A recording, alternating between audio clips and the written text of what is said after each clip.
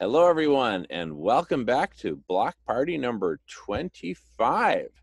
And we're now kicking off an awesome 2-hour segment of Vegans of Color, led by my sister Jackie and my brother Melvin. And today with special guest Rohan, who Jackie will introduce properly. Take it away, Jackie, and welcome everyone.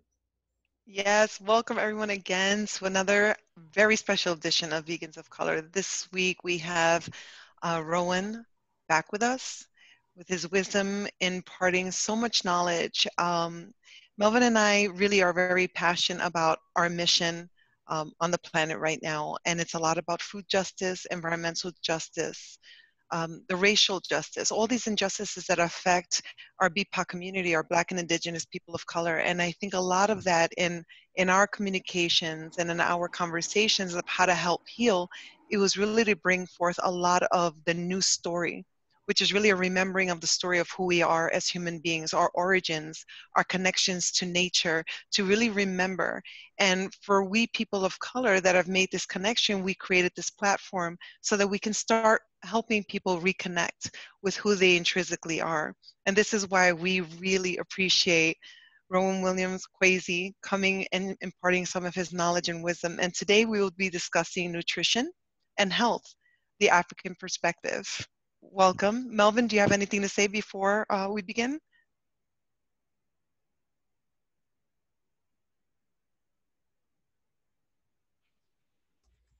You're still on mute, Melvin, brother. You're muted there. Yeah. I've been privileged to have up close eyeball to eyeball conversation with Brother Kwesi about health and nutrition, and he really is knowledgeable in that area, and he really horns right in on what needs to be, what people can do to improve their health. One of the things that really resonates strongly with me about Kwesi is his holistic approach. It's just not about eating healthy, but it's holistic. And then his food choices is really rooted in traditional, indigenous African food choices when they're available. So I want to put that out there, and thank you, Kwesi, for always taking your time to explain things to me and sharing your knowledge with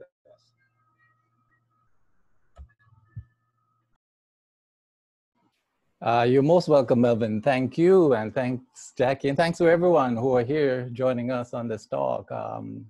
It's really my pleasure to share something that I'm passionate about. It's very close to me because I can see the difference it has made in my life over the past 20, going on almost 25 years. And so, because I know the effects of what diet and good food choices do for the body, and I currently see the state of where we are in the world today, I know that we can take great strides in moving forward if we were to allow better food choices, better nutrition into our diet. I can give you some statistics, and this is pretty old statistics. It's actually gotten worse since I got these numbers. 7.5 million people will die as a result of raised blood pressure in the United States. And that happens almost every year. 6 million will die as a result of tobacco use and secondhand smoke. 2.8 million will die as a result of being overweight or obese. And another 2.6 will die as a result of cholesterol levels in the blood and throughout the body and in our organs. So we are a sick nation, and we're getting sicker by the minute. From the perspective of the African culture, which is where I'm going to be coming from, because the diet that is chosen by others, by people. We are a multicultural society. We have a mixture of people from all over the world. And the diet changes based on the culture that you're coming from. So since I'm most familiar with the African West Indian culture, that's the one that I'm going to be addressing this talk on today. Even though there are gems that other cultures can pull from this talk and assist in making good choices to improve their health.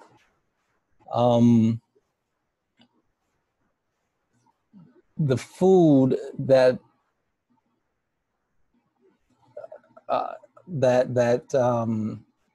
people choose mostly is quite dependent on the ecology and the environment in which they were surrounded by at birth. So coming from Jamaica, I grew up around mangoes. In Jamaica, we have over 40 different varieties of mangoes.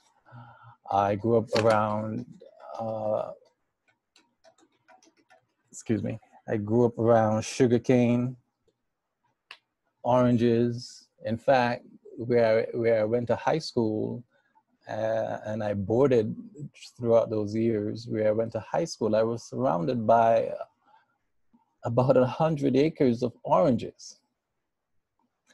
And so the citrus was a staple in the hungry bellies of dorm students. You know, we would have to go snatch a few and make sure that we're not seen by the rangers. But it was something else to really have that experience eating oranges that were so sweet that they would scratch your throat. So when I came to New York, I did not eat an orange for about 10 years because they were nowhere close to the sweetness that I was used to. And I say that to show you how in different locales, the quality of the fruit changes.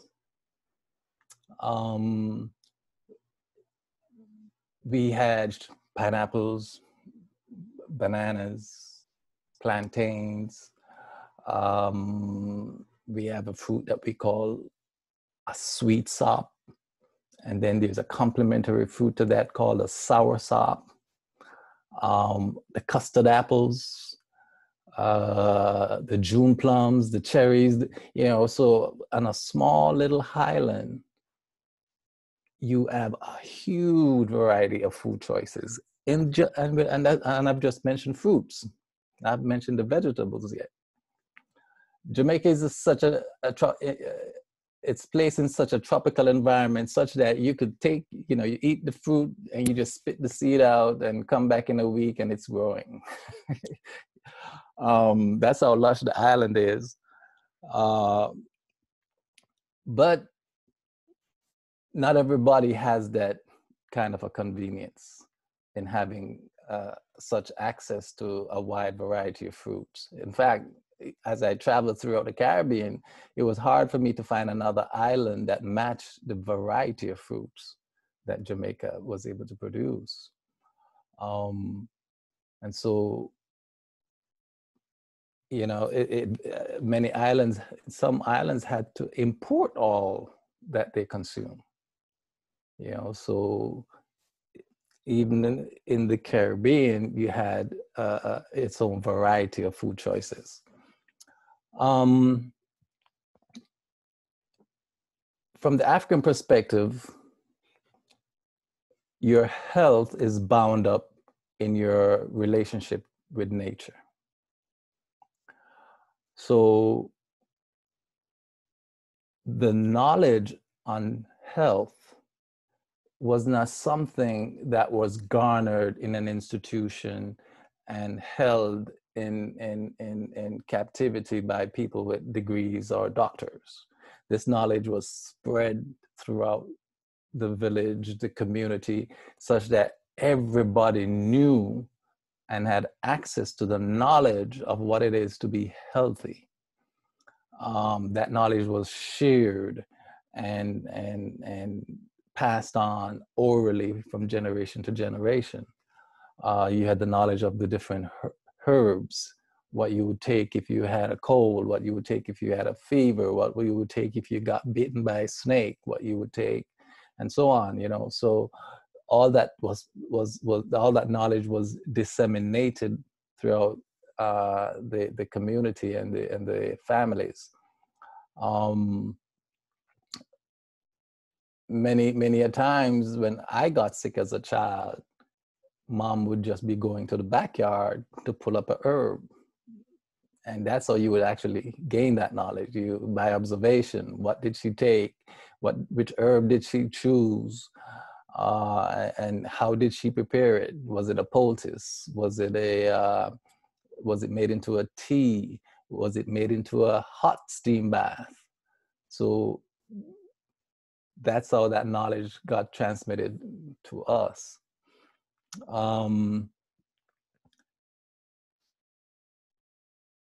So let's talk about water. Water is essential as one of the basic elements that the body needs. Your body is pretty much, you hear different numbers, 70 to 80, 90% water. And so making sure that you're drinking the best quality water is crucial to maintaining good health. Finding good quality water is not easy. Our tap water has quite a bit of chlorination in it, fluoridation, and if you're using tap water, because I always tell people, use what you can afford. And for some, that is the tap water. But if you're going to use your tap water, I recommend you buy a filter and put on the tap to remove as much of the harmful ingredients and the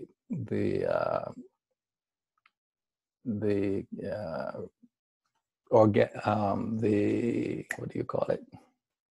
The rock minerals that are in the water.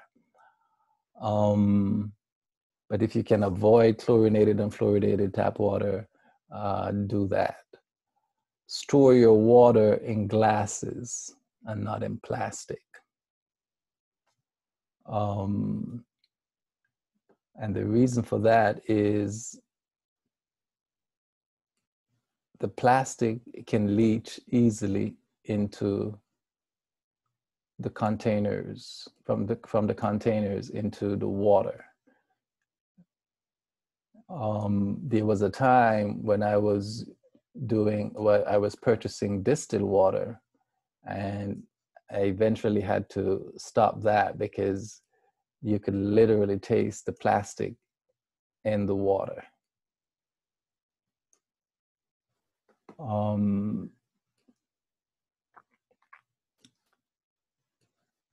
The other thing that you get from plastic is phthalates. Are you guys familiar with phthalates? It's spelled PHTHALATES. That's a chemical that is an endocrine disruptor. And right now, it's present in so many different things that we utilize that we don't even realize that we're being poisoned by phthalates. It's in the rubber ducky. It's in the pacifiers and baby toys. It's in vinyl, flooring, wallpaper, paint, glue. Scented products, it's in sprays, aerosols, fabric softeners, it's in makeup, it's in lipsticks, and it's also excreted into the air from a lot of these pollutants that we get from industries. So phthalates is something that you want to minimize. It leads to low fertility rates, and abortions, pregnancy loss. It does impact the developing embryo and future generation of their offsprings. So it has a very long-term effect, not only on the person, on the individual, but on their offsprings. Research has found that babies are getting so exposed to hundreds of different chemicals in the womb that recent research that has taken samples of umbilical cord of pregnant women from all over the world have found that they are contaminated. In fact, they could not find an umbilical cord of a female that was not contaminated. That's how perverse the womb has become in terms of its toxicity. So do the best you can with your water. I can't tell you which one to buy. I can tell you what I do. I use distilled water. I bought my own distiller and I distill my own water. If you're going to do that, you need to make sure that you replace the minerals, the vital minerals that the body needs if you do distilled water. Another water that has become commonplace today is pH water, high pH water. According to Dr. Africa, if you want to increase the pH of your water, you can add phenol or anise, and that should increase the pH of your water naturally versus buying high pH water. The stomach needs to be in an acid state so that it can break down the minerals of the body. So you have to be careful, in my opinion, when you move the acidity of the stomach into a more alkaline state when you consume high pH water. So do the best you can. Protect yourself when it comes on to water. As you can see, is it Flint, Michigan? They're having issues there with lead in the water. Use filters on your showers, use filters on your tap, use filters in the kitchen, and just try to protect yourself as best you can. In the African cultural system, we recommend a gallon of water a day, minimum. For those of us out here in Arizona, where we are in a very arid climate, if you can do more, that's good. But it's something you have to build up to very slowly. Don't go out tomorrow and try to drink a gallon of water. It took me several years to do 32 ounce when I get up in the morning.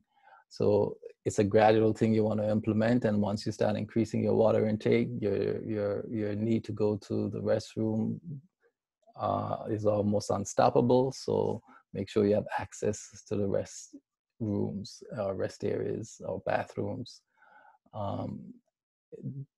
You cannot, if you're going to start drinking that amount of water, you cannot hold the bladder. It will I think there was a news station here in Chicago which was running a contest to see who could drink a gallon of water and hold their pee the longest, and it cost the life of a young lady. So when you gotta go, the body's telling you gotta go. You gotta listen to the body.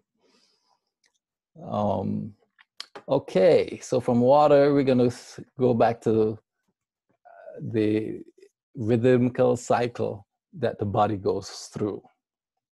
There are 3 cycles that the body goes through throughout a 24-hour period. Starting at 4 a.m. in the morning to about noon, the body is in what is called the elimination mode. That's when you want to do your most water. So my first meal when I get up is when I drink my water, my 32 ounce. And I get as much of my water in during that period. That way I'm in concert with elimination, and all the waste of what I've put in the past 16 to 24 hours should be eliminated from my body. So whatever you put into your body should be out of your body in 16 to 24 hours. The only way that's going to happen is if you're eating a high fiber diet and drinking a lot of fluids.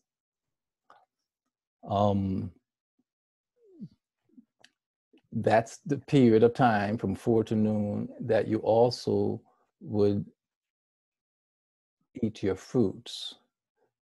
Fruits takes about 20 minutes to go through the digestive system, and so they work well during the elimination period.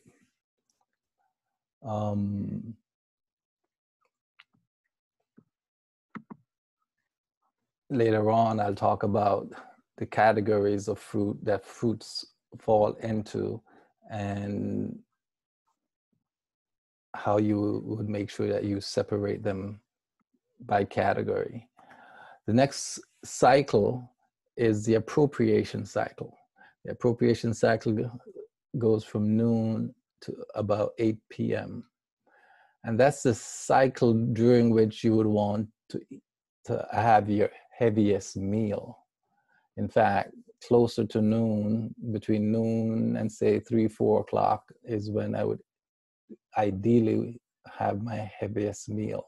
Now that's very difficult to do in the culture that we're in, and considering that, you know, we're mostly at work and leaving work 4 or 5 p.m., putting us around 6, 7 p.m. eating our most heaviest meal. That's a little hard on the body, because depending on what you're eating, you need a good 3 to 8, sometimes longer hours for you to just digest that meal.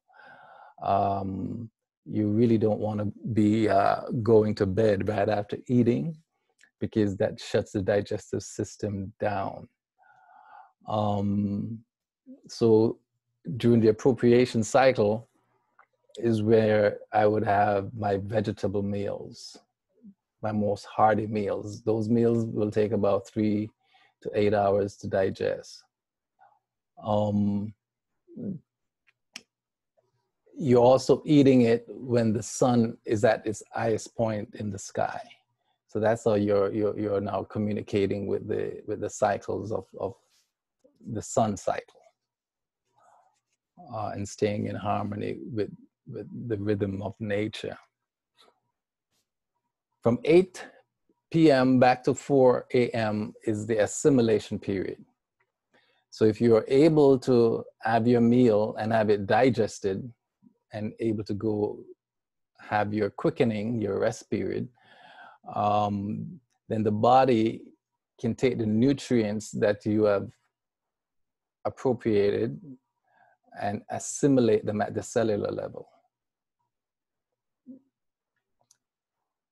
That process is called metabolism, and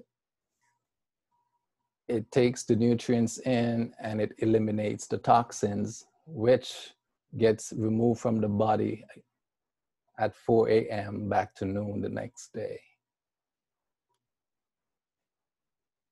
This is how we will have to realign ourselves with our circadian rhythm, with the sun and moon rhythms.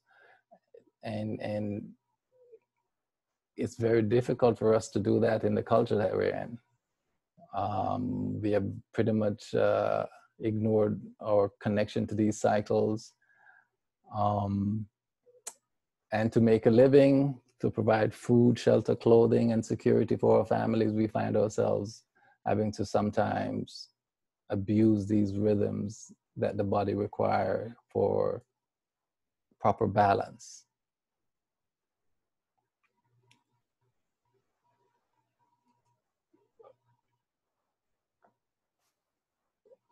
The vegetable meals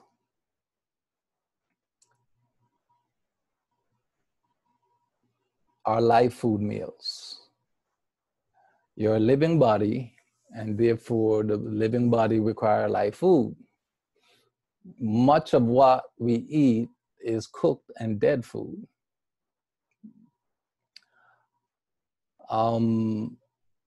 It causes the body to work much harder.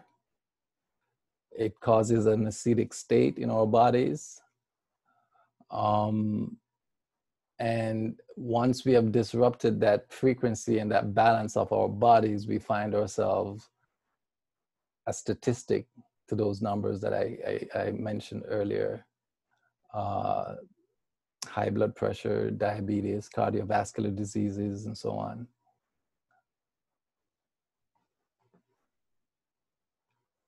When you put the live food in, the body has the nutrient content that is necessary to do the necessary cell repair or cell replacement, because the body really doesn't repair cells.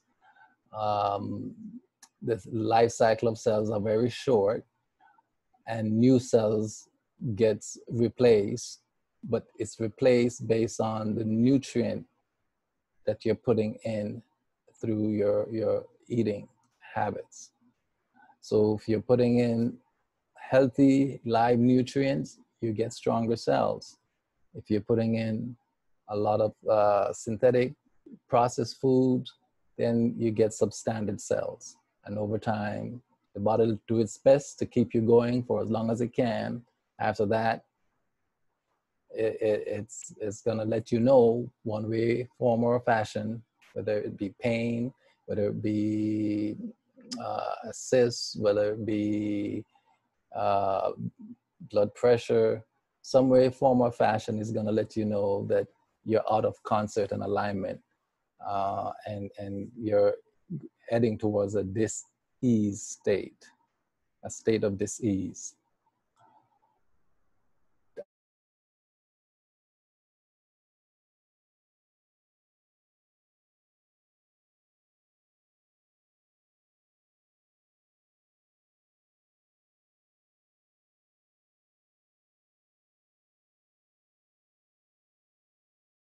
On the healthcare in the United States, compared to in 1996, we spent $1 trillion.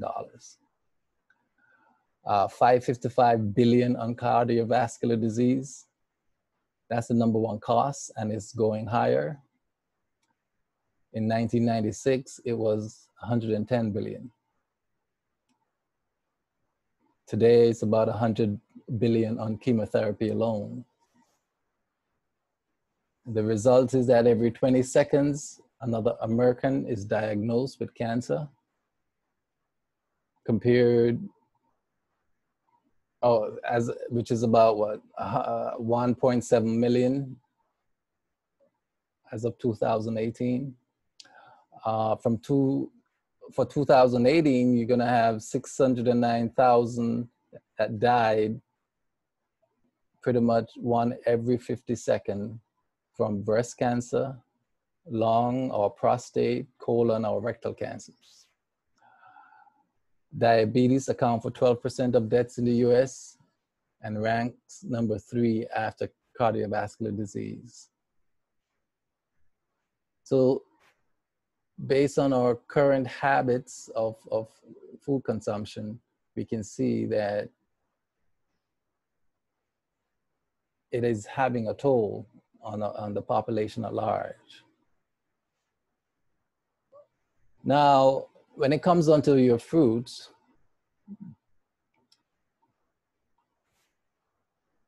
your fruits fall into several categories. So you got acid fruits, subacid fruits, and sweet fruits.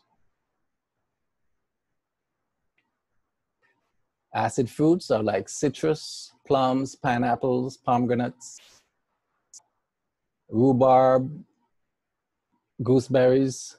Subacid fruits are apples, apricots, cherries, grapes, pears, peaches, nectarines. Sweet fruits, bananas, dates, figs, prunes, raisins. And these fruits are meant to be separated. So you don't eat acid fruits with subacid fruits or acid fruits with sweet fruits. You want to make sure that when you start eating your fruits, you eat your most watery fruit first. So in the summertime, and also eat your fruits in the season that produce your fruit, and eat locally produced fruit as much as you can. In the summertime, watermelon is the most watery fruit. So that will be your first fruit that you want to start out with in the mornings. And you want to make sure you're eating your watermelons on an empty stomach. All the melons can be combined. So your watermelon, your honeydew, your cantaloupes, all these melons can be eaten together. As you get older, I don't recommend juicing of fruits because of the high sugar content. Some people do put fruits in their smoothies and so on. Just monitor the amount of sugar that you're getting there, and be careful with the sugar content. Watery fruits, I only recommend fruits with seeds. So I avoid seedless watermelon, seedless grapes, and any other fruit, that they've taken out the seed out of. Seedless oranges. I also try to avoid genetically modified fruits. So any fruit that you're aware of that is genetically modified, I avoid those. So I would start out with my watery fruit, then move to another category that's a little bit more dense, and I would end with my sweet fruits, depending on what's in season and what time of year it is. So in the wintertime, watermelons aren't usually available, but that's the time for the citrus. So that's the season when you would switch into the citrus. So nature is telling you that it's time to switch to a fruit that will boost your immune system for the weather conditions in the environment. Not only that, I've seen melons that are available in the wintertime because they're shipped from a part of the planet where melon is in season. Melon has a cooling effect on the body. So if you eat your melons in the wintertime and it's cold, you're gonna really be cooling the body more than necessary. So now you're out of harmony with your environment. So pay attention to your environment, pay attention to the season that you're in and what fruits you're getting, because we're in a global economy today and food is just shipped all over the place. In fact, if you really notice, the citrus we get here in Arizona sometimes shipped from Australia and Florida. And I go to Florida and I see Arizona citrus, and I'm like, something is not right here. Why is my fruits that's locally grown going to a place where they grow oranges and their fruit gets shipped to me over here? It doesn't make sense. So if you can get the fruit locally grown in your environment, that's where you want to get it from. Support your local farmers market also. Most fruits takes about 20 minutes to digest. So it moves very quickly through the intestinal tract. The sweet fruits, on the other hand, will take about 45 minutes. So that's why you want to eat your sweet fruits towards the end of the elimination cycle. If you separate the categories by 20 minutes, you should be okay, because most fruits will digest in about 20 minutes, 20, 30 minutes. When you eat fruits, you gotta eat them as a meal. So when I get up in the morning and I start out with my water and I go to my melons, I'm eating a meal as melons. And that'll hold me for another 20, 30, 45 minutes before my body says, okay, I could do with something more. Then I would switch to another category of fruits. So I may go to the subacid category and have some apples and apricots and cherries and so on as a meal. And that'll hold me again for another 45 minutes, an hour, before I feel the need to put something else in. Then I will go and have my dates, my figs, my bananas as my sweet fruits. And then after 45 minutes to an hour, boom, I'm at noon. Now I've moved from the elimination cycle into the appropriation cycle. You guys follow that? So now in the appropriation cycle, that's the time when I'm preparing for my heaviest meal of the day. So I tend to in the past, when I was really making my transition into healthy eating, I would do a vegetable juice made from carrot, beet, celery, and ginger. And I would have that 20 minutes before I would have my vegetable meal. So the carrot, beet, celery, and ginger is as a juice with the fiber removed, is injecting into the body live nutritious nutrients. That goes straight into the system without going through digestion. So you're providing the body with a whole lot of nutrient-rich food without the fiber. And that's a big plus in terms of helping someone switch to a more natural diet and providing a lot of nutrient content to the body.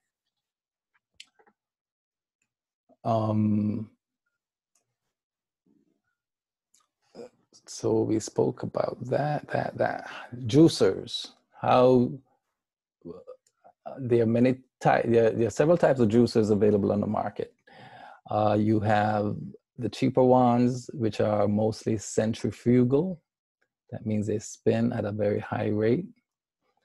They do not do leaves at all. And they add air to the juice, so your juice will oxidize very quickly. The other thing is, you want whatever you juice, you want to drink within 5 to 10 minutes. So never juice and put it down. The next level up is a little bit more expensive. Those are called the masticating juicers.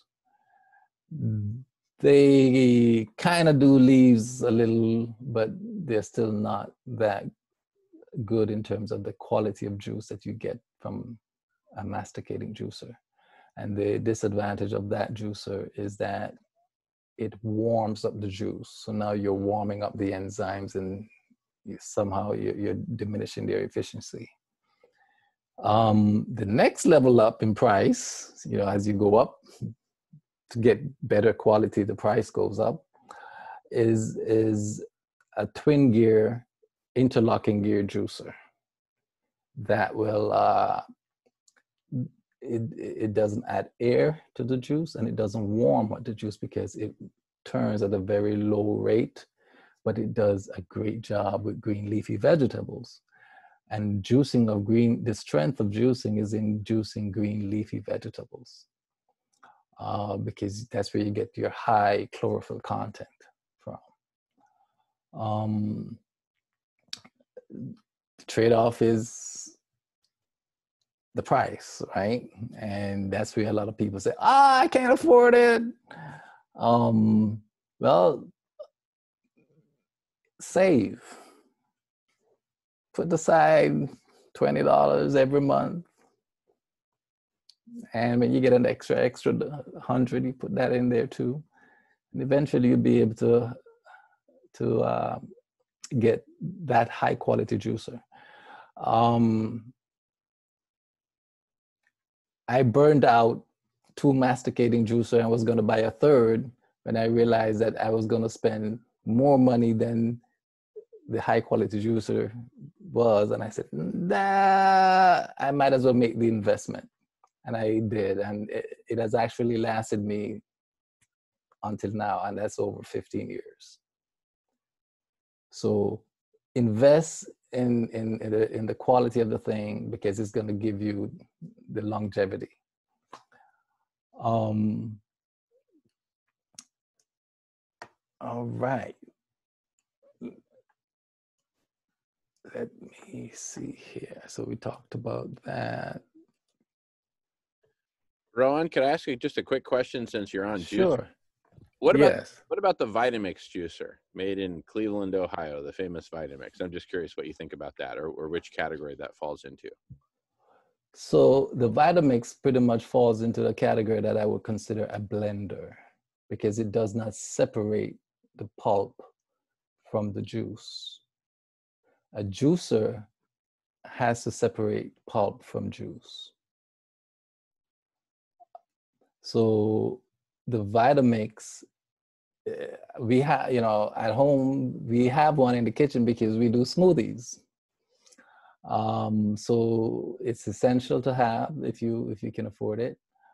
But the beauty of a juicer is that it does the digestion for you by removing the fiber from the juice. And so now when you put the juice in, it just goes straight into the bloodstream. The nutrients that the body needs does not have to go through the digestion to extract that nutrient. Not only that, you may have to juice a whole bag of carrots to get this much juice. And there's no way eating that much carrot that the stomach could be able to extract all that juice out for you. So that's the beauty of the juicer. At the time when I was making my transition, it was the most important thing in my kitchen, more important than my stove. So it's a crucial piece of equipment that healing the body quickly. It's an equipment that is essential, in my opinion, to assist in quick healing of the body.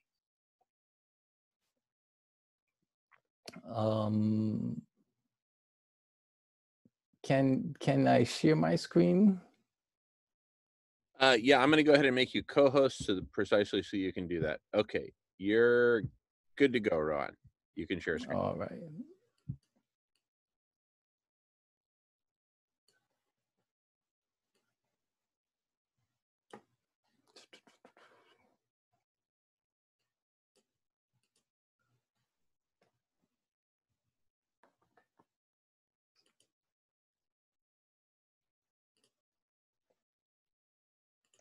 While you do that, Rowan, if it's all right, I'd like to read a question that Marco has.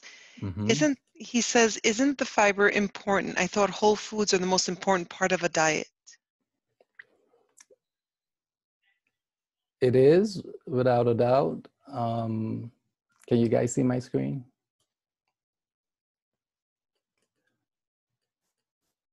Yes, Ron, we can see it. Yes, we can see it. Okay. Now, So, one tip is if you can go to presentation mode, then it'll go kind of full screen on just what you want to show, if you want to. okay. I'll keep it in this mode for now. Just come on, respond. Okay, good. So when I juice for juice. When I eat for fiber. So I juice 20 minutes before I eat. So I get the nutrients into my body.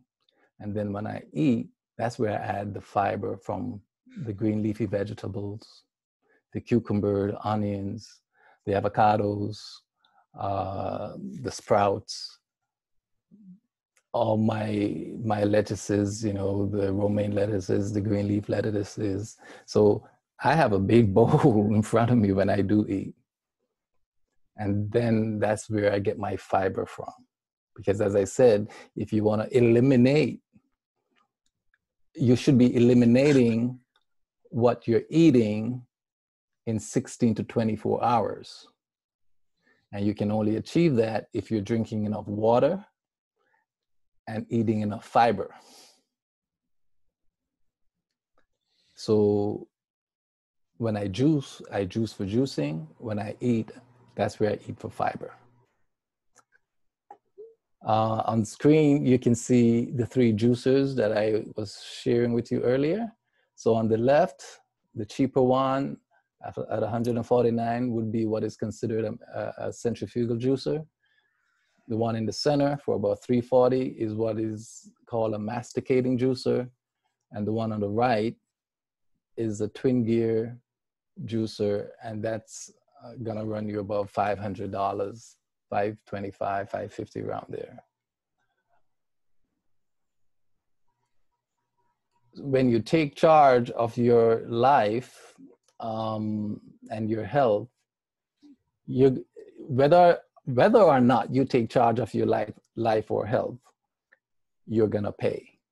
You're either gonna pay up front or you're gonna pay on the back end. So if you pay up front to stay healthy, then you have minimal costs on the back end. If you don't pay up front to be healthy, then you will pay when you have to deal with the cancers and the hospital treatments and those kind of things and the doctor's visits. And at that time, you're going to be paying $20 or $15,000 to $20,000 a night per room for a hospital room. And your bill is just going to go up astronomically, $60,000 for chemotherapy, that kind of stuff. So one way or another, you're going to pay. Then again, some people are trapped in a socioeconomic status where they can't afford these things. So do the best you can. If you can't afford these juicers, go to Whole Foods. Go to a juice bar. Let them make it for you. But whatever you can do, to enhance your health, in my opinion, do it for yourself.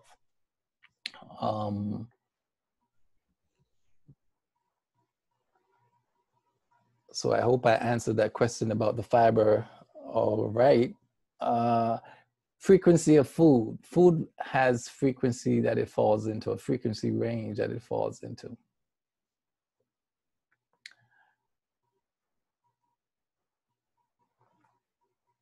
This chart here shows on the bottom the low frequency foods. Eggs, cheese, milk, cream, butter, lard, cakes, cookies, donuts, dairy products, puddings. So these are the foods that are really going to impact your body in such a way that you're constipated, you generate a lot of mucus, and they take the longest to move through the digestive system. as you move up the pyramid, you find yourself in the vicinity of the vegetables, nuts, grains, seeds, wheatgrass, chlorophyll. And as you go up the pyramid, the frequency of the food increases. And that's basically what your body is. Your body is a frequency machine. And you're trying to find the balance in your body where you feel good. Remember in my talk this morning, I mentioned that nature balances at the higher frequencies. Well, this is what I was talking about, that you have to go up the frequency chain in your food selections to balance in a harmonious way with yourself, with your health, and you know, to be free of illness. So this chart is a chart that I recommend. That it's available. You can Google it. Just type in food and vibration frequencies, and study it some more, and you'll be able to see what foods falls in what frequency range and how food affects you. Really, you know, you should be able to monitor yourself and see when you eat this food, how do you feel? Do you get the sugar rush? Do you feel like your body is falling over and you got to go to sleep? You know, when the body tells you, body is the greatest indicator to tell you when you're putting something good in your body or not. I've been off dairy products so long that if I eat anything that has dairy products in it, immediately my lymphatics begin to swell and my mucus, my nose begin to run with mucus. My throat begin to become scratchy and so on.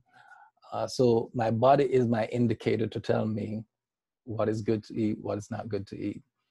But even then, I have to make sure that I'm eating it at the right time during the cycles. If I was to eat fruits after I have my vegetable meal, immediately my digestion would shut down. I would start getting cramps in the stomach. So, you know, the body will literally tell you when you've put something good in and when you have not.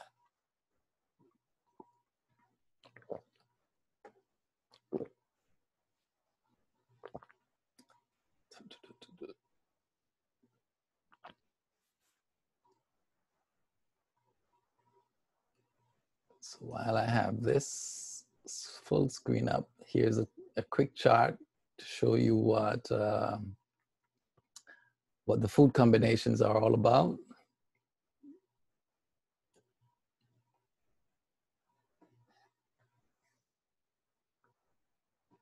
So on the vegetable side, you got the cauliflower, broccoli, and artichokes that can be combined together. Fruity vegetables, tomatoes, with all veg except starchy, cucumber, eggplant, peppers, okra, summer squash. And the starchy vegetables, the potatoes, yams, the bulbs, onion, garlics, and the sprouts. On the right, you have the green leafy vegetables, the cabbage, the lettuce, the endive, the fennel, the kale, romaine, watercress. The roots, the carrot, beets, turnip, parsnip. And you can see Mr. String Bean in the middle asking you to keep them separate from each other.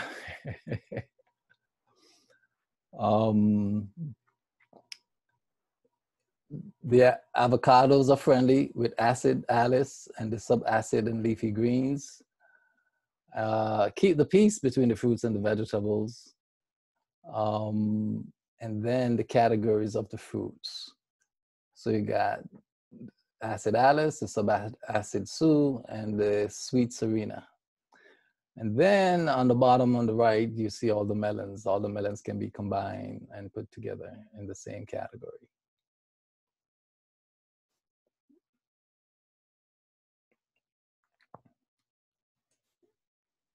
So let's see what else was there. Rowan, where do berries lay? What category berries? Okay. So berries are the strawberries, they're in the acid category. So the strawberry, the gooseberry, the blackberries, and so on would fall in the acid to subacid category. All, even like mulberries, all berries would fall between those two. Well, the mulberries are actually sweet, right? Mm-hmm. So they actually fall in the sweet category. Okay. Yeah, I love those. I've had some that are so sweet that it's incredible. So that's what, you know, so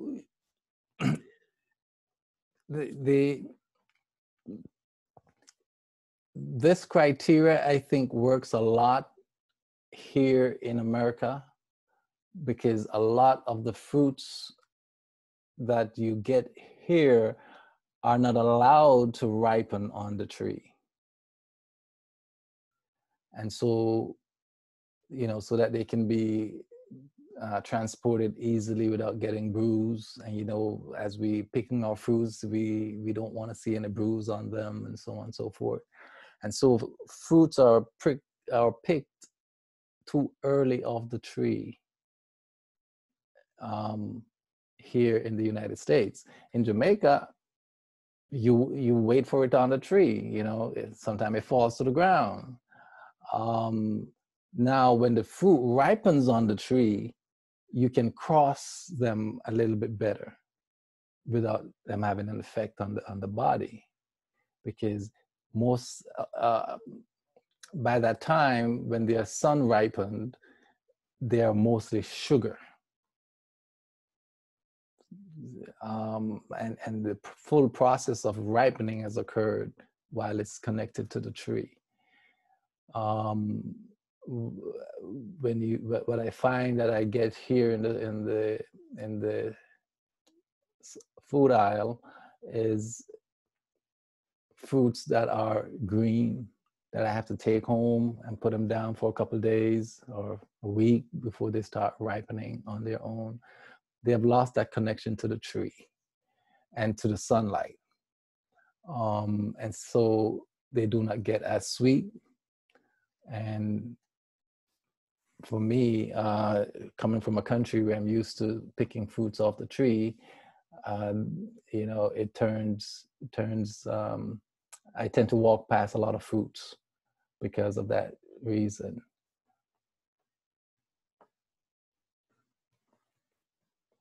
So water, fruits in the morning, vegetables in the afternoon with your meal.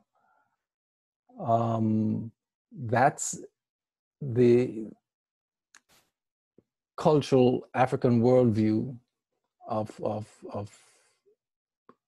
food and nutrition for a healthy, holistic diet.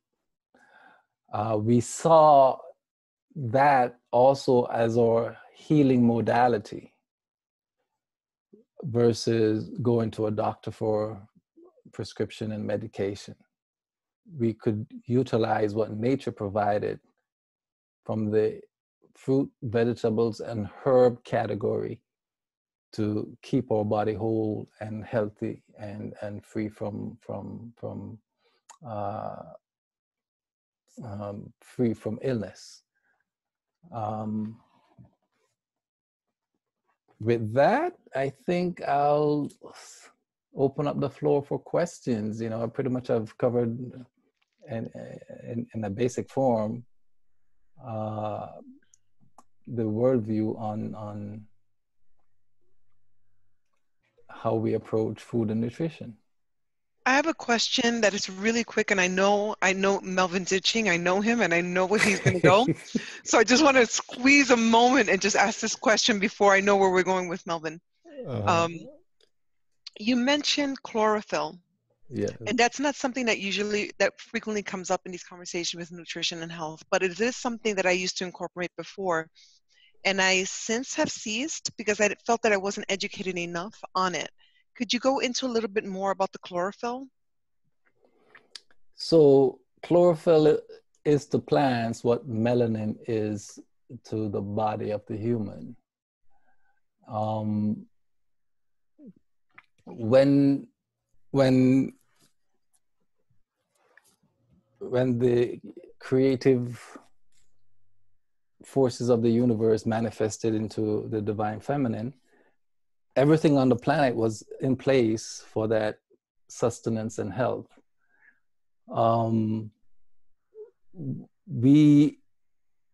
When we interact with nature and eat the green leafy vegetables, I think chemically the constituent is closest in plants compared to the melanin content in humans. It's responsible for the color of the plant. And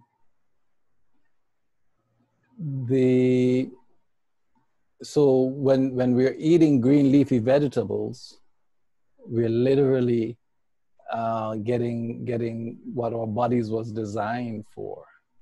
We're getting the high frequency. Remember we talk about the frequency of food, and we see that the greener plants tend to vibrate at higher frequencies. And also put the body into a more alkali state versus an acid state.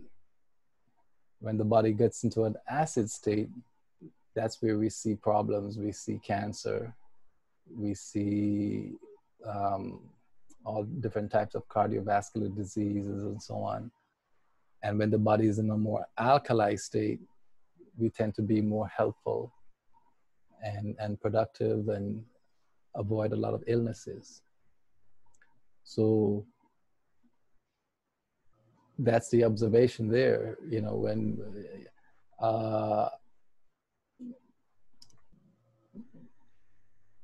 When you start introducing more and more green leafy vegetables into your diet, you will definitely see a huge change. I did a huge change in how the body responds with regards to health. Now, one green leafy vegetable that I need to mention here is moringa.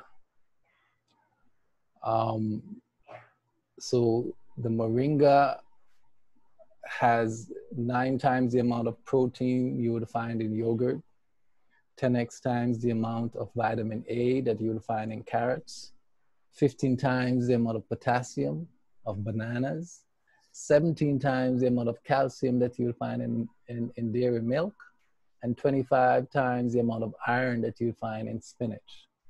It's an incredible plant in terms of its nutritious content. And it's a green leafy vegetable. So just that one plant provides so much nutrition that it should be a staple in as many people's diet as possible.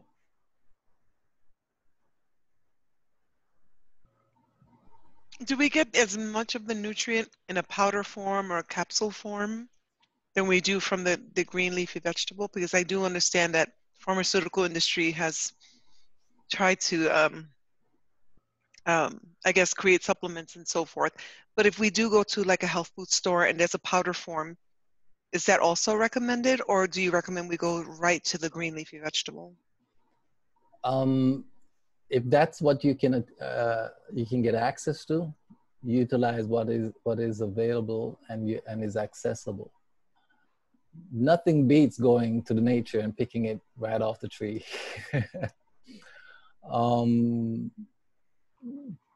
But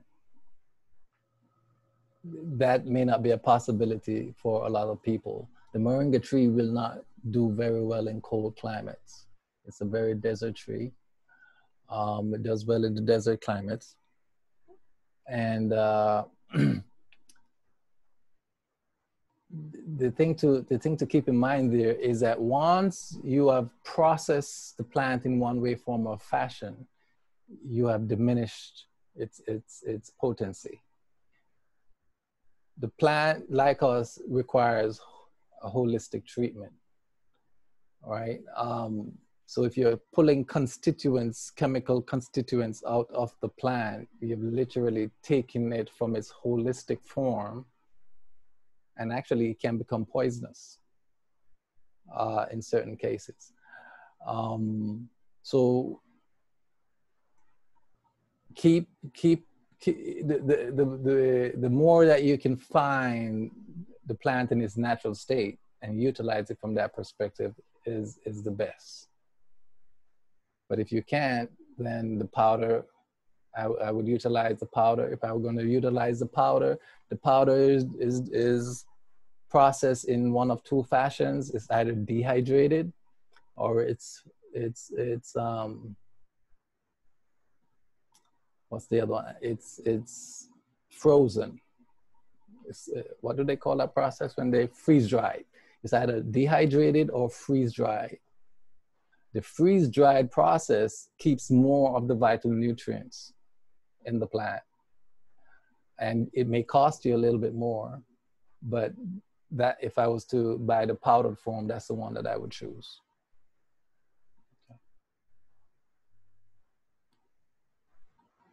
Any other questions? No, thank you. I'm going to pass it to Melvin. Well, you know, I was going to ask you about the moringa, but you felt my vibes. Boise brought me a big bag of. He has a big, huge moringa tree, and a storm blew a branch down, and he brought me a lot, and I put some. I use moringa regularly. Also, moringa has the 9 essential amino acids. It has those. It has 91 of the minerals and nutrients that we need. Now, when Jackie was talking about the, you know, I heard it said, and could you speak to this, that when we eating plants, we're really eating the sun? Yes. The plant, the plant relies on the sun because that's how it does its photosynthesis process and the production of its chlorophyll. So the sun provided the energy for the plant to grow in along with water and the soil and the nutrients in the soil and so on. And so when we consume the plant is ready to be consumed because it's already cooked by the sun, right? So when we cook, we are actually destroying what the sun prepared for us. There are some things that needs to be cooked, like beans and grains and so on and so forth, right? But the more closer you can get, you can consume the plant towards its natural form, is the more vital nutrients that you will pull from the plant, because your body was designed for the plant. Cooking was not something that was introduced to man for millions of years. You know, it took millions of years before we got to the point where we started cooking our meal, where most of our meal is cooked. I still cook my oatmeal, my quinoa, my millet, my lentils, my beans, but I make sure that I have huge raw vegetables around that with my meals. Go ahead, Jamie. I'll wait. Oh, no, just quick. Thank you, Melvin. Ron, how do you eat your raw vegetables? I mean, do you blend them, juice them, or just eat them, or how do you do it? All right. So I usually start with a huge bowl and a slicer, a vegetable slicer. And I start slicing my cucumbers very thin. So very thin slices, you know, you hold them and they flap, you know. And I'll probably do 1/4 to 1/2 of cucumbers. And then my onions. So I'll do my red onions, my yellow onions. In addition to that, I'd put in all my lettuces, my green leaf lettuces, my romaine, my butter leaf lettuces, and sweet peppers. A lot of sweet peppers, all kind of colors. So now you get a very colorful variety. Then my green onions, I'd cut those up. My cilantro, my parsley, cut those up. I may shred some carrots in there. Then I add sauerkraut, which is fermented cabbage. The fermented cabbage builds the friendly bacteria in the intestines. And I may put a piece of garlic in there. Now, garlic tends to make the body warm up, but the garlic is actually for food for the friendly bacteria. And it's also immune building. So not much, just a little piece, cut up very small. Then I'll add my sprouts, if I'm doing my sprouts, my avocados.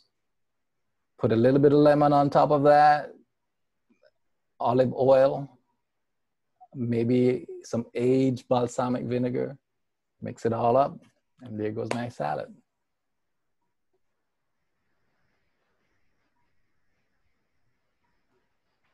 And then like your squash and stuff like that, broccoli. What do you do with those kind of veggies? So with the squash, I steam those, so you can steam your squash versus boiling them, and you've lost a lot of the nutrients. So 15, cut them up small enough so that they're steamed in 15 minutes. So I'll steam my squashes. Some types of, if I can get access to potatoes that I'm familiar with, that from Jamaica, I'll steam those. Broccoli, I could steam those. You turn the steamer off and just put it in for 2 minutes and your broccoli's are ready. Or you could cut them up also and eat them raw. Okra, you can cut those up in your salad and eat them raw. A lot of people don't know you can eat okra raw, but you can. When they're young and soft, you can also steam your asparagus, your artichokes. And so in the wintertime, when I'm eating my salads, that's when I would do my squash, because it provides a little bit of warmness to the food versus having this cold food in the wintertime.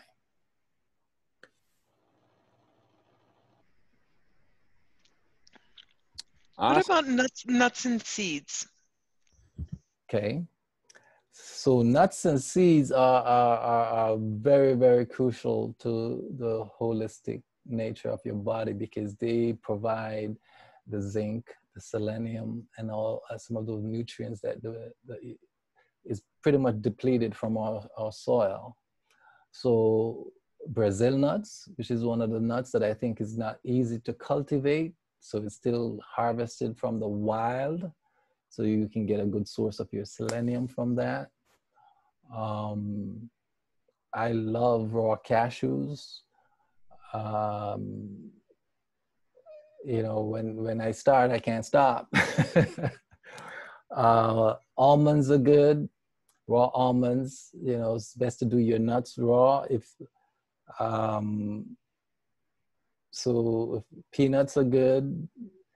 The thing about the peanut is that the way they harvest them, they tend to leave them out overnight, and they get a mildew and start growing bacteria on them. That's what has contributed to the peanut allergy that a lot of people suffer from. So you got to be careful with your peanuts. Try to avoid all the salt that comes with a lot of nuts these days. In fact, the salt is put on it to preserve it from to prevent the mildew bacteria from growing. So if you really want to toast your nuts, or you could actually put them in your oven for, you can YouTube how long does it take to boil my roast my peanuts or my cashews, and try that if you want to roast the nuts. But I wouldn't do too much of the roasted nuts. You can make milk from the almonds, from the raw almonds. You can make cheese from cashews. You can also make milk from, is it the sesame seed, if I'm not mistaken, which is very rich in calcium. The almond also. What else? There's one more thing I just slipped my mind right now, but yeah, you can do quite a bit with nuts and seeds. And those you can eat in between meals, so for when you're done with your fruits to the time that you go and get ready to get your heaviest meal for the day, you can put the nuts in during that time. And the seeds too, like sunflower seeds, pumpkin seeds, hemp hearts, like, is that something we can add to the salads? It's something that we can mix in with it, eat it solo. Chia seeds, flax seeds. Oh, no doubt. Actually, that was the other milk that I was trying to think about, which is the hemp seed milk. So you can actually use the hemp seeds to blend with, quarter cup hemp seeds with a cup of water, and that's instant milk also. So the sunflower seeds are crucial.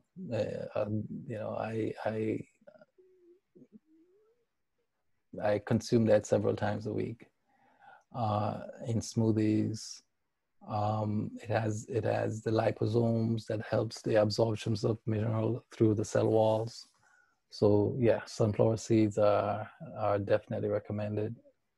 The chia seeds are good sources also, and it helps to fortify whatever it is that you're making. So good source of nutrients there.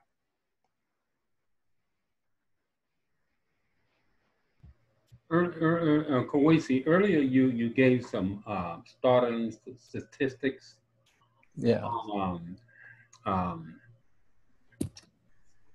Diseases that Americans have, and it's my understanding that people of color, and particularly African Americans, are overrepresented in those statistics. And there is 5 chronic degenerative diseases that killing up Americans. Can you speak to what in particular foods are causing these chronic degenerative diseases in all people, particularly people of color, and also speak to the role of inflammation in these diseases? Okay. When it comes on to the statistics, based upon access, based upon the economic status of our people in this country and the world, we find that we are the higher represented. We are higher represented when it comes onto these illnesses. In our communities, you find that we don't have access to a lot of the stores that carry wholesome foods. So we are inundated with marts and fast foods. And if the parents aren't exposed to the knowledge of food, when you're in a socioeconomic status where your money is tight, then you tend to want to make it stretch, especially if you have several children. So we tend to think that because we're putting something in the stomach that makes them feel full, that they're also going to be healthy. Well, the data shows otherwise. Over the lifetime of a person, you'll find that based on not having nutritious food or eating a lot of processed fast food, we end up with a lot more illnesses and obesity. And when these food comes into the body, the body's thrown out of balance. Take white bread, for example. In 9 days, you feed that to a dog and the dog is dead. If you take a calf and feed it its mother's milk, but you pasteurize it before you feed it to the calf, it'll die. So when our food gets processed, you lose the life-giving force of the food. And so we will find ourselves with the highest disparities as a result of not having or knowing or putting in the nutritious food. It's incumbent upon each and every one of us to figure it out. The divine feminine, we're figuring it out. So when you're going back and understanding what culture is all about, the culture does not survive if the first working culture is not done. And the first working culture is agriculture, because without agriculture, the culture dies. Without food, the culture dies. So people have to go back to agriculture. We have to go back to growing our own food. So that means we're going to have food growing in our backyards. If we don't have backyards, then we got to go link up with Mel and go to the community garden and rent a plot. So it is incumbent in terms of food security that you learn the techniques of growing food. I saw a YouTube video of a gentleman who on the West Coast, I think Northwest, he figured it out. He figured out that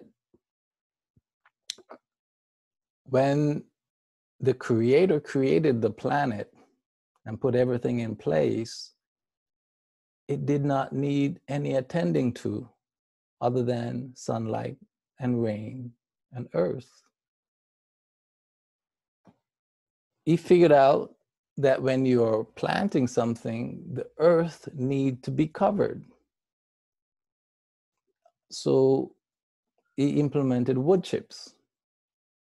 What the wood chip does, 2 or 3 inches of wood chip above what you're growing, it doesn't require a lot of water. It keeps the soil moist. It makes, as the wood breaks down, it builds new soil and nutrients for the plant. So with a minimal amount of work, he was getting great results, great tasting fruits. You know, you look at the fruit and you bite in, you see the rich yellow, the rich red, the water coming out, people pulling carrots from the ground and eating it right there and commenting how good and sweet the fruits is. So when we align ourselves and go back to nature and see how the Creator has put this planet together for us, it was there for us to have abundance in everything if we know how to align ourselves with our ecology. So it's incumbent on our people to take up that responsibility for their health and go back to nature. Nature has all the solutions, in my opinion. So if we can encourage that, if we can point the way, if we can assist them, the path that they're currently on, you know, will lead to obesity. So they're a little bit more sluggish. They don't want to get out in the sun. They don't want to sweat. But if they can come and take some Tai Chi and start moving the body and build energy, because motion creates energy. You got to move to get energy. You got to move this body. So you got body, mind, and spirit. Well, the body is the most sluggish part of the three, and it's the hardest to motivate, and it's the hardest to move. But if you can get the other two to get it to move, once it start moving and they stay committed to it, and they start juicing and they start drinking their water, the body will give back. Nature gives back. If you take a step, it'll give you back 10 steps in abundance. The problems that we were having when I was eating a lot of cooked food, I would complain, oh, I'm tired. I'll do it tomorrow. When we started eating 95% raw, our meals went from 2 hours, 2.5 hours of preparation down to 20 minutes. And we began to look at each other and ask my wife and I say, where did that problem go? I couldn't complain anymore that I don't have the energy to do the task, because I did. My meals went from digesting for 8 hours to 18 hours down to 3. So I had 5+ more hours of energy. I was eating more nutritious food. My brain was functioning better. So I could not really complain anymore, and I did it. So the benefits of improving your diet and putting more nutrition in the body far outweighs not taking that initiative. And our people need to learn that. That's the bottom line. We can do our best to help them now. The older generation is probably too late for, but we got to make sure we get this knowledge into our young people. Most people believe that, I'd like to know if you can speak to this, that their few food choices are their choices. Right, and it's a very sticky topic because they are emotionally attached to food. So, 2 topics you be very careful when you talk to someone about is food and religion. If you want your head to remain on your body, so we are addicted to non-foods, really, because most of what we eat today in terms of processed food and fast food is not food. We are addicted to the chemicals in the food. And therefore, when you approach someone about making a change regarding their food, you're attacking their emotional ties to that food. It's an emotional attachment now associated with that food, because that food is addictive. When you eat it, it makes you vibrate at a certain level. Whether, when you eat sugar, you start vibrating up here and then it crashes, right? And so we eat some more sugar to stay up here and try to maintain that high that we get from the sugar.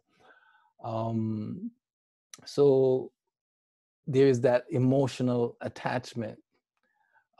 We live in a society where a lot of single people exist, and so that becomes their comfort food. Food becomes a comfort to them to fill in for the isolation. Look at us now, we're all separated in our homes and further isolated even more, right? And so one of the feelings that we want to get from that interaction that we can't get with people because we're no longer around them, that food becomes that comfort. It happens a lot with divorce, people who have gone through divorce and are single. They are without a mate, and a lot of them resort to food for that comfort. So there's that emotional attachment. So you're attached now to the chemicals in the food.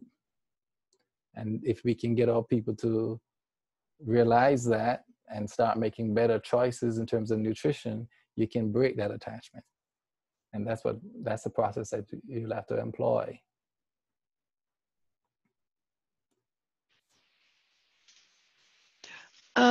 I wanted to read, Nancy made a couple of comments that I'd love for you to address. Okay. She asked, she heard that it was good to soak or sprout nuts versus eating them raw to stimulate the ideal moist germinating conditions of nature, neutralizing their enzyme inhibitors and the phytic acid. And then she also asked if you could explain the difference between nuts and seeds, because she thought that they were basically the same. Okay.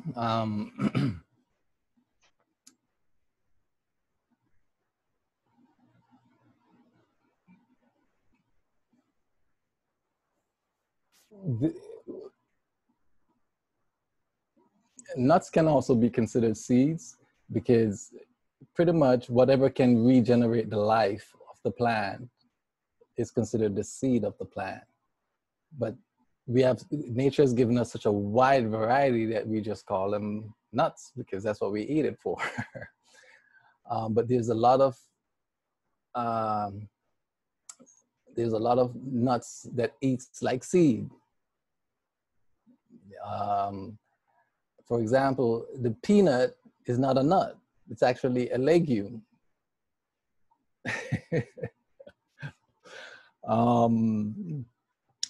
So you just see them as pretty much the same thing, understanding how to combine them and when to use them.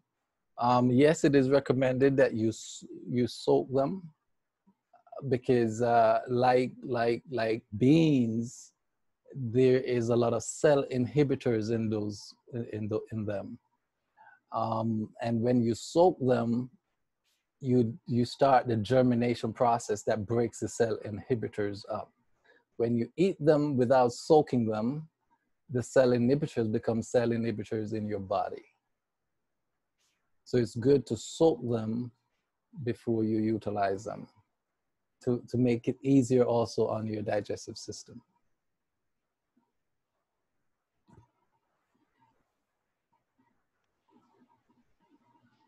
I also wanted to read out, Marco had made a couple of comments that he had attempted to be vegetarian and vegan multiple times in his life and he had not managed to maintain.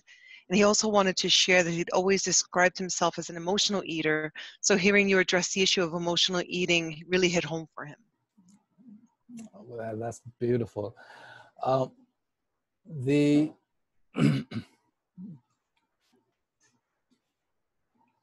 the process of changing your diet is something that a lot of people miss. Very few people that I have come across are able to switch from a meat-eating diet to a non-meat-eating diet overnight. I have come across people like that, however, but not many who are successful at doing it. The way I approach it, and for people that I'm working with, my approach is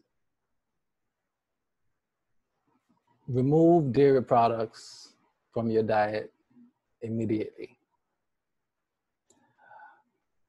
Stay with everything else. But what we're gonna do is add more water, add more fruits, start juicing before you have your meat meal. When you do 8 to 16 ounces of vegetable juice every day, that in 2 weeks, you will have a new set of taste buds. In 2 to 3 months, what I have found that if the person is consistent, if they can get the high quality juice, that means they gotta go invest in a high quality juicer. And in a month or two, in about 2 to 3 months, what I've witnessed is that the body begin to reject certain things. And the rejection is you put it in the mouth and it will not swallow, or you quickly eliminate it, or when you eat it, it gives you an upset stomach that tells you that you put something in that the body doesn't want. But the juicing is the process that I utilize with the increased water intake and the fruits to help the body tell you when it does not want that food in. When the body tells you that it no longer wants that food in, then you eliminate it, and you keep eliminating things one at a time and let the body tells you when it doesn't want it in there. Then it's no longer a brain decision, it's a body decision. Okay, so the body will tell you, I do not want that in. You know, you start juicing, you're putting all this heavy concentrated nutrients in, and the body is like, okay, after about a week, this is coming in every day. All right, okay, now I have some energy and I can do something with what's coming in. Well, what is this thing again that you're putting in me? I don't want it. Okay, pass it out real quick. Eventually it gets to the point where, oh, you can't swallow it. And then your body begins to turn off what it doesn't want. The body is very intelligent.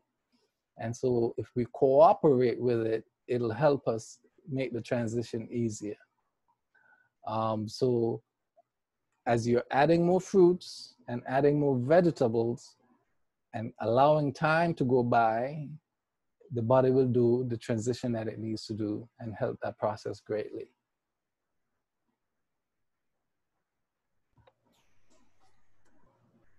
Kwesi, could you speak to grains? And you did mention lentils, the beans, legumes. So there are several types of grains that are out there. You got the quinoa, you got millet, you got the couscous,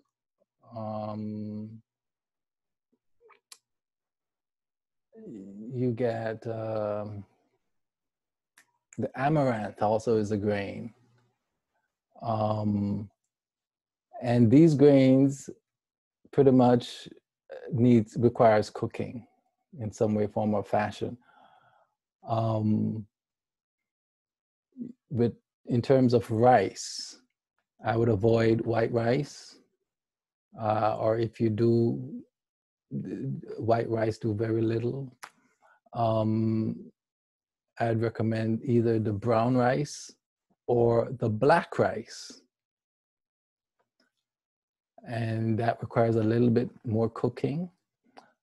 We do a process called dextrinization, which is pretty much toasting the rice before you actually add the water. So you put the rice in an empty skillet and let the heat warm it up while you stir it so it doesn't pop open like popcorn.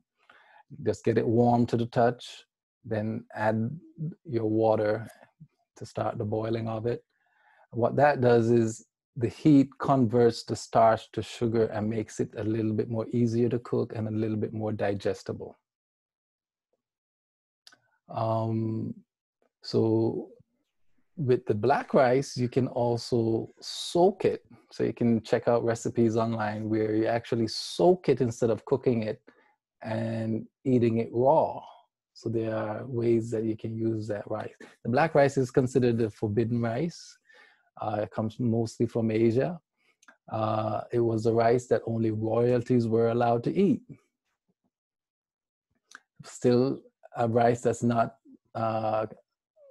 genetically modified as much as these other rice that we have been exposed to. And so it's a pretty good source of nutrients from the rice perspective.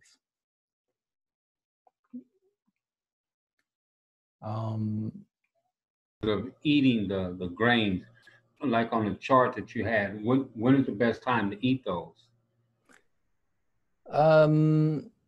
It depends. I like my porridge in the wintertime, around 10 in the morning, because you're cold, you want something in that is going to hold you through for a couple of hours. And so I'll make rice from oats, steel cut oats, and millet and quinoa. And I use the coconut milk. So I buy the dry coconut, I break it open with a hammer. I take a knife carefully and take the husk off, cut it up, put it in my Vitamix, blend it into an instant milk, and I use that milk to make my porridge. So you can eat it as a porridge in the morning. You can cook it like rice and eat it with dinner. So it's very flexible. Some grains are very flexible in how you utilize them. Some of the grains can be made into a 9-grain bread, for example, a homemade bread. So there are recipes that you can utilize and help make more wholesome style types of food.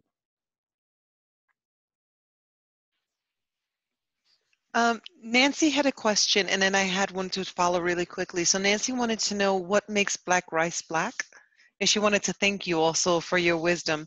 And then I had a question as to tea. What is your take on having teas? Okay. That's a good question, Nancy, because when I first came across it, I had never seen black rice before. I actually, I think I got introduced to it by running across a chef for the Renaissance Hotel.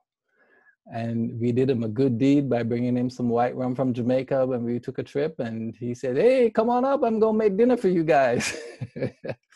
And he presented us with black rice. And I was like, wow, I never knew that black rice existed. And when I tasted it, I was really impressed with the fullness of taste and how my body responded to it. What makes it black, I guess, is just that's a variety, because it wasn't created yesterday or GMO'd yesterday. It's been a ancient royal rice in the Asian tradition, where only royalties were allowed to eat it. So it's been around for a while. I'm not quite sure what makes it black. And that's the other thing, nature has given us such a wide variety of colors, and in terms of our foods, because all of these colors resonate with different parts of the body. When you think of your chakras, right, from your crown all the way to the root, there are colors associated with those chakras. Well, that's the vibratory frequency that part of your body is vibrating at. And so the colors in the food corresponds to those chakras and present that frequency to those organs. So that's that. I don't have a concrete answer as to why it's black, but the nature has a way of really giving us a variety of colors. And what was your second question, Jackie? About tea and incorporating tea into our lifestyle. Herbal teas in the African cultural context is crucial to keep maintaining the body, especially when it loses its frequency balance. So that's just a long way of saying when you're sick. So when you're feeling down, and we can determine what sympathetic versus parasympathetic system is off, then we will find the corresponding herb that will restore that frequency imbalance. If you're feeling, if the response in your body's imbalance is at a higher frequency, then we find a herb that will tone it down. So that's how we work with the sympathetic and the parasympathetic systems of the body. So we understand what you're going through by, what you're telling us, and we find a corresponding herb for that. So understanding herbs and how to utilize them is an important aspect of knowledge that is transferred from generation to generation. Some herbs are just to feel good. The peppermint, the spearmint teas, the chamomile. You come from a hard day of work and you just want to unwind and relax. Or the golden seal, that's a strong muscle relaxing kind of a tea.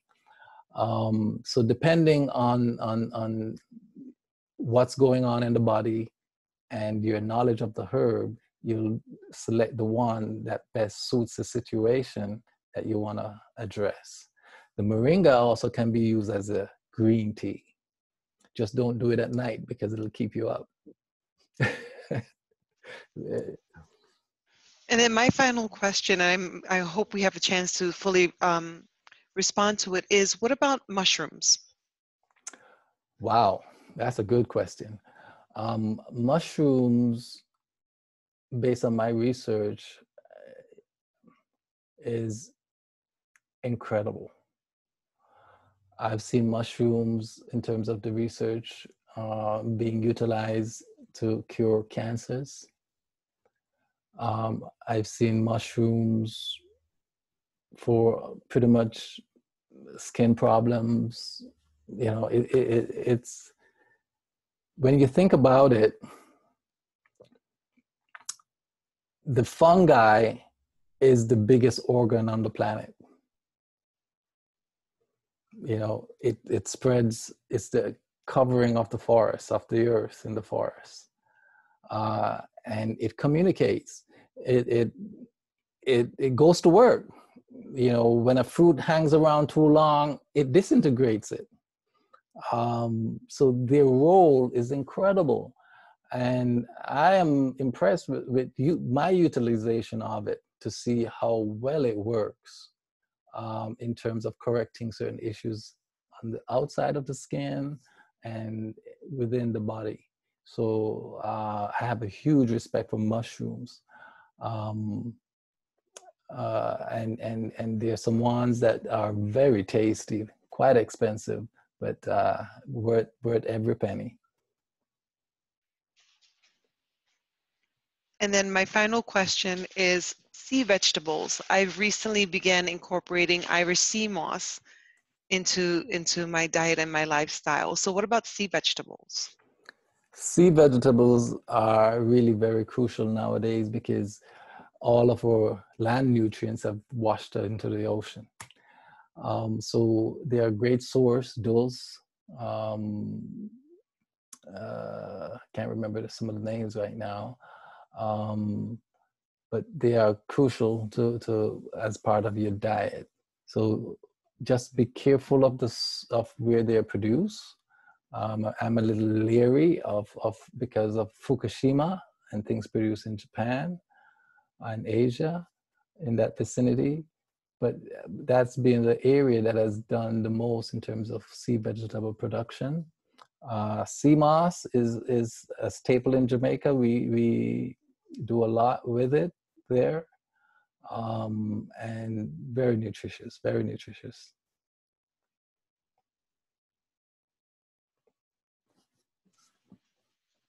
And Marco has a question. Sure. Yeah.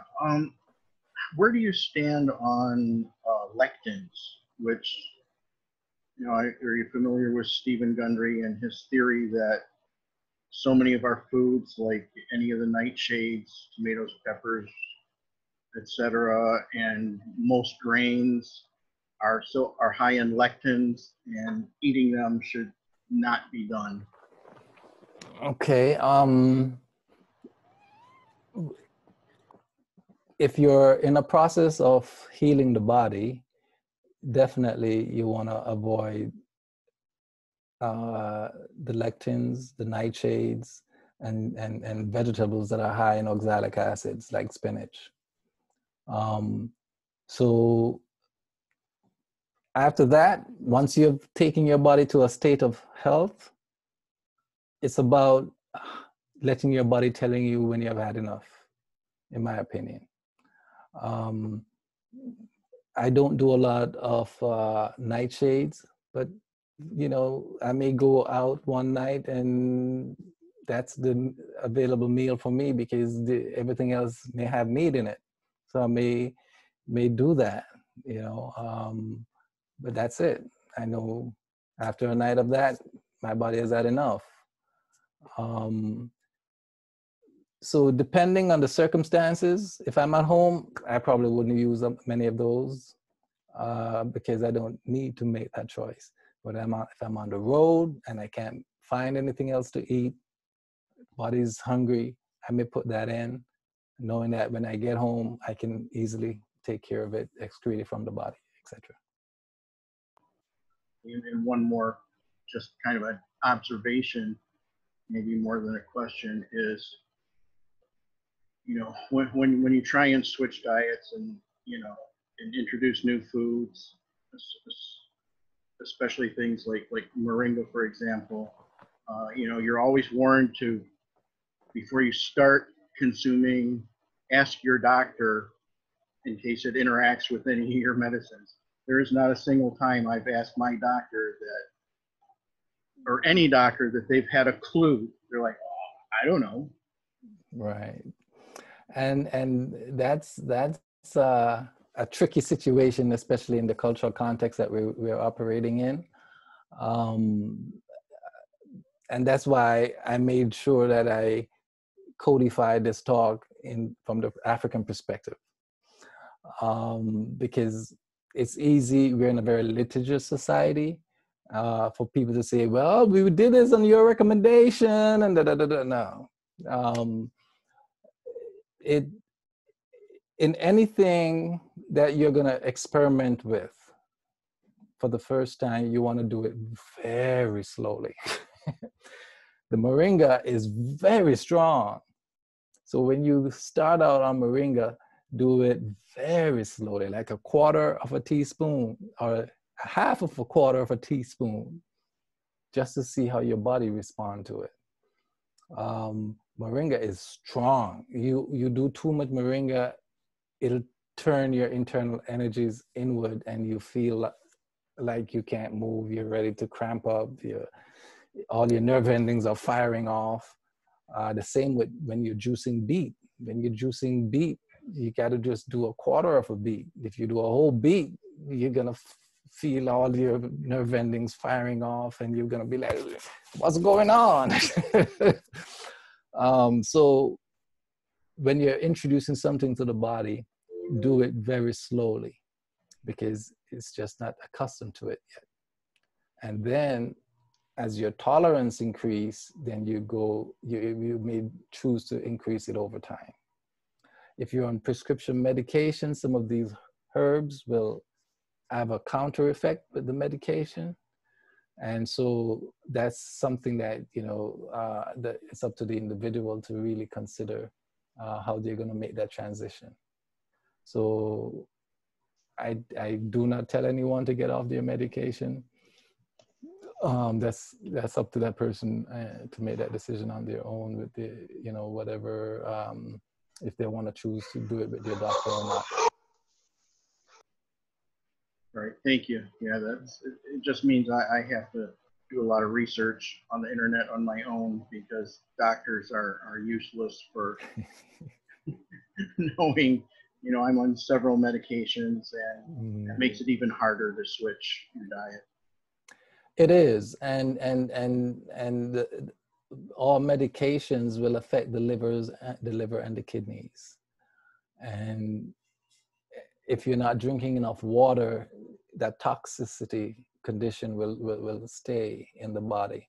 So it's crucial that whatever you're doing,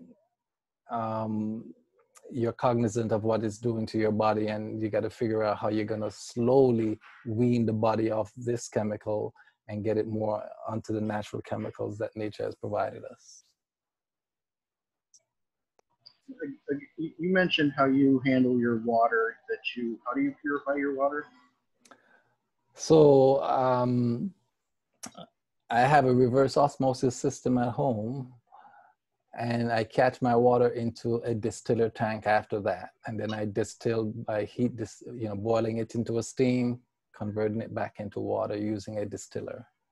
Because, you know, I either see that filters don't remove fluoride or that at best they'll remove up to 90% and that distilling does not remove fluoride.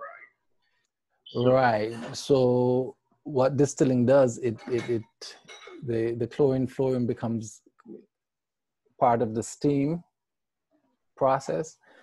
So you got to get a good enough distiller that has a post charcoal filter. And that's how you separate now the chlorine gas and the fluorine gas from the water. All right, thank you. Yeah. And, you know, there are distillers out there that are quite cheap. You can get them for about $200, $300, $400. But at that price range, they are made of plastic. So now you're boiling your water in plastic again. You got to go up to $600 to get a stainless steel decent one that'll last you 10, 15, 20 years. I've got a question about the moringa. You said that to start very, very minuscule when you're first starting out. But if you're using the actual leaves, how much do you? What does it look like starting out in the very beginning?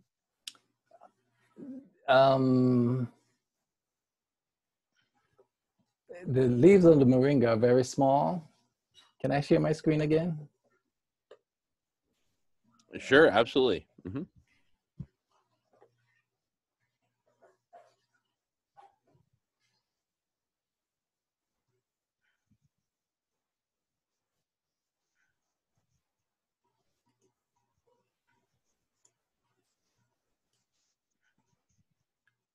So this is the moringa plant. Can you guys see it?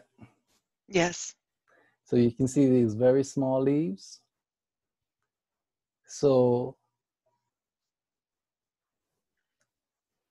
one of those branches.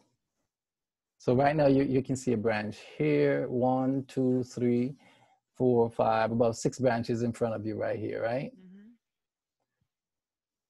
If I was to start you using it, now you can put this in your green salads also. I would just do one of these branches to start off with. If I was making a tea, I would do maybe 2 or 3 to a cup of tea to start.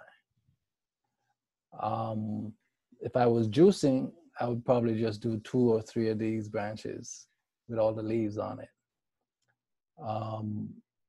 So that's how strong the moringa is. If I was to do this entire branch, all the leaves that you see in this picture in a juice for your first time, you probably will not feel too comfortable after drinking it. Even though I'm going to be using carrot, beet, celery, and ginger as a base. So that's how powerful the moringa is. It's not a plant to play with. Wow. It is very strong. Okay. All right. And then we have one final question, and I know we're at the end of our segment, Mm-hmm. but I want to honor the question. It's from Tomo. It says, a quick question. What's your view on Dr. Sebi's list of quote unquote hybrid vegetables and fruits that he says we shouldn't eat? Dr. Sebi is one of my one of the 3 elders in health that I hold at a high esteem, male elders. So I do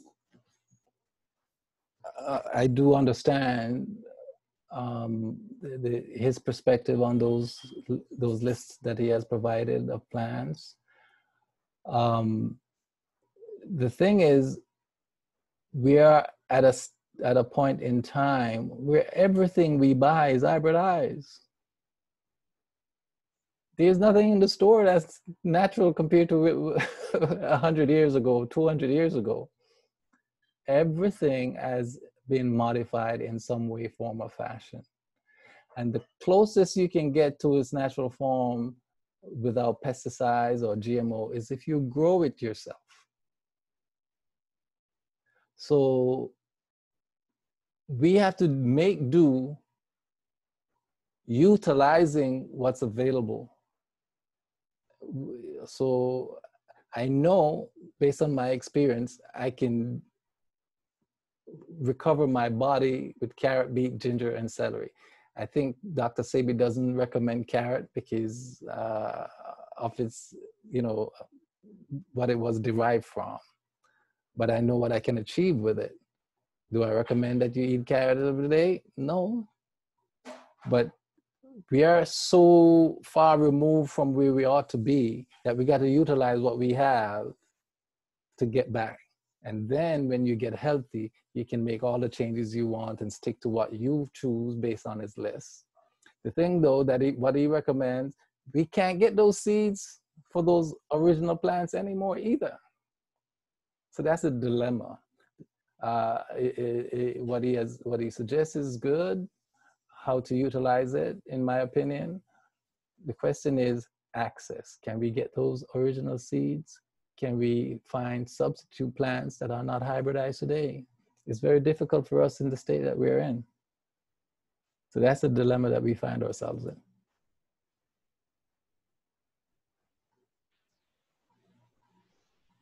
Well, I want to say thank you. If no one else has any other questions, I want to say thank you so much again, Rohan Kwesi, for honoring us, for sharing your wisdom, for helping us have a really deep conversation about health and nutrition. I really appreciate you coming back, and we hope that you do come back and share some more wisdom with them and with us in the future. Sure. Melvin, do you have any last words before we end the segment? Oh, you're on mute. No, thank you, Brother Kwesi. You covered a lot, and appreciate it. Sure, you're welcome. All righty. Thank you all. Thank you so much, Rohan. And once again, you are absolutely welcome to stay for the next segment, Food Healers, which has a lot of overlap with what we just covered in terms of what food to produce and where and how to distribute it and all that good stuff. So anyway, and we'll also record that. So no pressure. I know you've had a long day. Awesome. And thank you so much. This has been fascinating, and please come back anytime, whether you want to just come and hang with us and just be part of the conversation, or whether you want to lead like today, as you wish, as you wish. All right. Thank you so much for the invitation. I will, in a few minutes, put a book list in the chat so that everyone can get access to that list that I mentioned earlier. All righty. Beautiful. Thank you, Brother Ron. Thank you. You're welcome. Thank you all.